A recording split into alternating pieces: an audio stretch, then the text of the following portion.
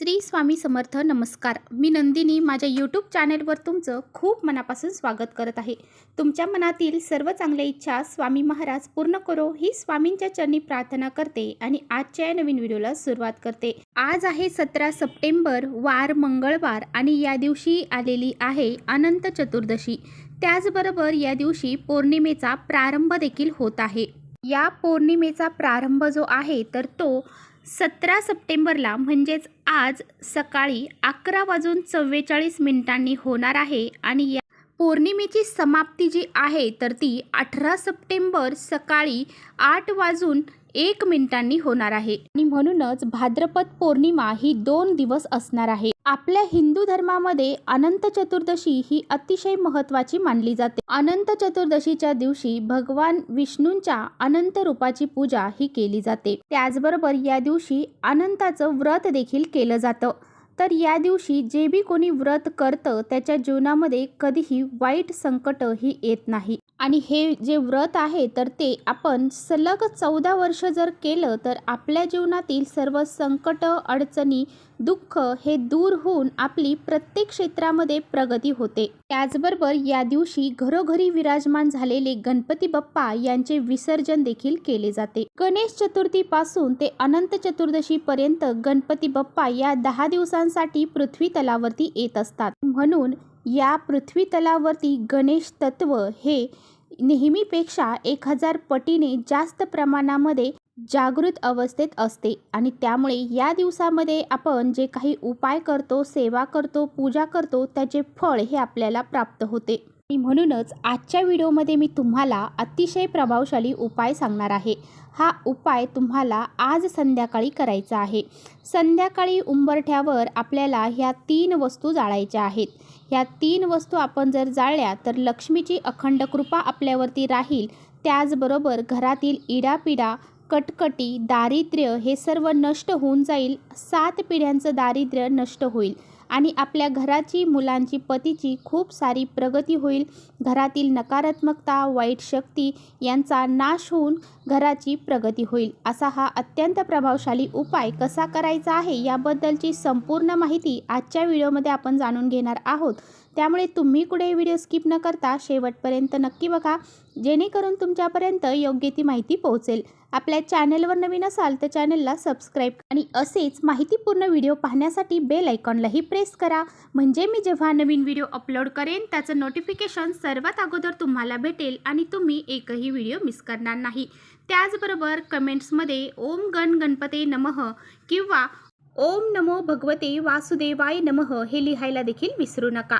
Video आवडला, माहितीपूर्ण वाटला तर आपल्या मित्रपरिवारांसोबत शेअर देखील करा. तर पहा, हा जो उपाय आहे तर आज संध्याकाळी आपल्याला आपल्या घरामध्ये करायचा आहे. हा उपाय तुम्ही रात्री म्हणजे संध्याकाळी 6 नंतरनं रात्री 12 वाजेपर्यंत हा उपाय कधीही करू शकता. परंतु ज्यांना शक्य असेल त्यांनी हा उपाय 6 ते 7:30 या वेळेमध्ये करण्याचा जास्तीत जास्त प्रयत्न हा करायचा आहे. कारण ही जी वेळ आहे तर ही वेळ माता लक्ष्मी घरात येण्याची वेळ आहे आणि माता लक्ष्मीला प्रसन्न करून घेण्यासाठी आपण जर त्या वेळेमध्ये हा उपाय केला तर माता लक्ष्मी आपल्यावरती लवकर प्रसन्न होते. परंतु ज्यांना वेळ नसेल त्यांनी हा उपाय रात्री 12पर्यंत जरी केला तरी काही हरकत नाही. कारण पौर्णिमा तिथी ही 2 दिवस असणार आहे. तुम्ही रात्री 12पर्यंत जरी हा उपाय केला तरी काही हरकत नाही. तसेच हा उपाय जर आपण आपल्या घरामध्ये केला तर याचं कोणतं फळ आपल्याला प्राप्त होते. जर तुमच्या घरामध्ये कुठलेही शुभ कार्य जे आहे तर ते घडत नसेल किंवा तुमच्या कुटुंबातील व्यक्तींमध्ये कोणतेही काम करायला गेलं की त्यांना यश प्राप्त होत नसेल, काही ना काही अडचणी त्यांना त्या कामामध्ये येत असतील, त्याचबरोबर घरामध्ये सतत वाद विवाद, कलह, भांडणं जर होत असतील, अगदी कुटुंबातील व्यक्ती एकमेकांशी दुश्मन झालेले असतील किंवा मग एकमेकांशी अजिबात पटत नसेल, एकमेकाचं तोंड पहा असं वाटत नसेल, तर अशा घरामध्ये लक्ष्मी कधीही प्रवेश करत नाही.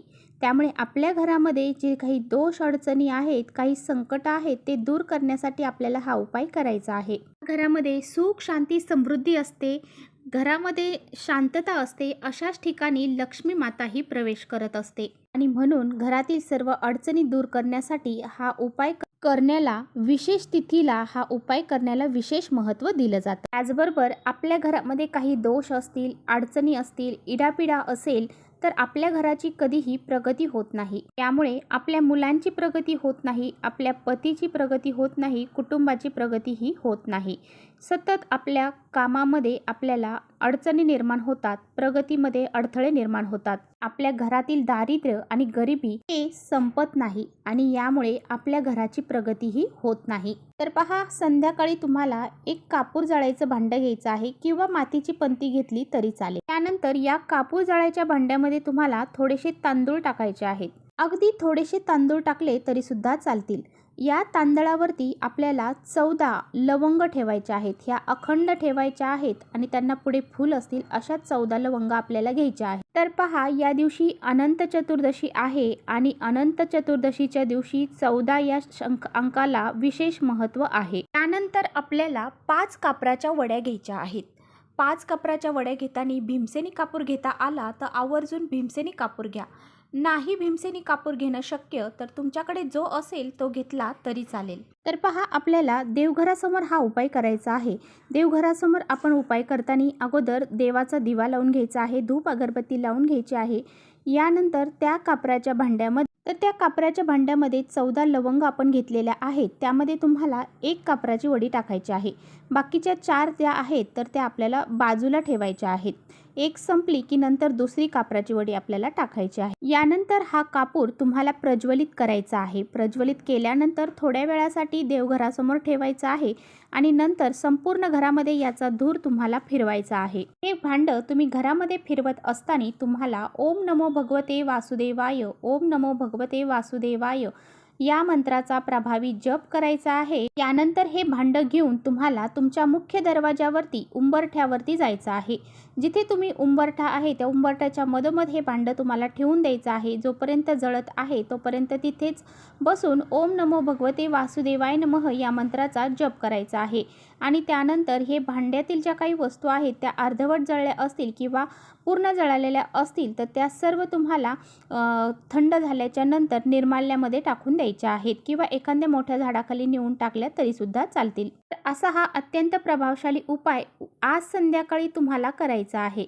त्याचबरोबर तुमच्या मनामध्ये खूप दिवसापासून एखादी इच्छा आहे, खूप कष्ट मेहनत करत आहात परंतु ती इच्छा पूर्ण होत नाही, तर तुम्हाला आज संध्याकाळी भगवान श्री हरी विष्णूंना 14 लवंग अर्पण करायच्या आहेत.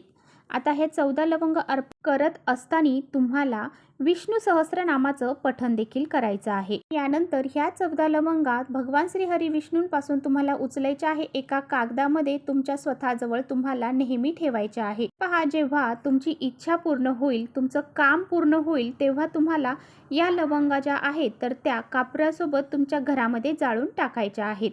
अशा पद्धतीने हे 2 उपाय तुम्ही करू शकता. तर चला, इथेच थांबवते माझा व्हिडिओ तुम्हाला थोडा जरी आवडला असेल तर नक्की लाईक करा. चॅनलवर नवीन असाल तर चॅनलला सबस्क्राईब करा. परत भेटूया अशा छानशा व्हिडिओसोबत. तोपर्यंत श्री स्वामी समर्थ.